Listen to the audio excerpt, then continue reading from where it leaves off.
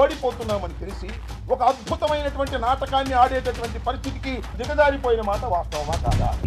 నరాల్లో జీర్ణించుకున్న విషపు రాజకీయ కుట్రలో ఒక కోణం రాయి విశ్లేషించుకోవడం, వారి కళల్ని కళలు చేసి వాళ్ళని భ్రమల్లో భ్రాంతిలో కల్పన కలగజేసి వాళ్ళ అన్ని కూడా వాస్తవ రూపం దాల్చిపోయేప్పటికీ ఆ కసి కోపంతో వాళ్ళు తిరుగుబాటు చేస్తున్నారు. డబ్బులు ఇచ్చి అయితే పూలేయించుకోగలవు కానీ మరి జనం మోసం చేసినటువంటి ప్రజలతో మరి చెప్పులు రాళ్లే పడతాయి మీకు. మోసం చేసినటువంటి ప్రజలతో మరి చెప్పులు రాళ్లే పడతాయి మీకు. జరిగింది. కడుపుకు తడుక్కుపోయి మోసపోయిన రైతులు బాధతోని కొందరు బాధలతో ఉన్న వాళ్ళు ఏం చేస్తారు? ఇక్కడ రాళ్లు చెప్పులు వేసింది, ఇబ్బంది పెట్టారు, ఎంతమందిని వేధించారండి. కడుపు మండి ఈ రోజున వాళ్ళు తిరగబడి ఉండొచ్చు కదా.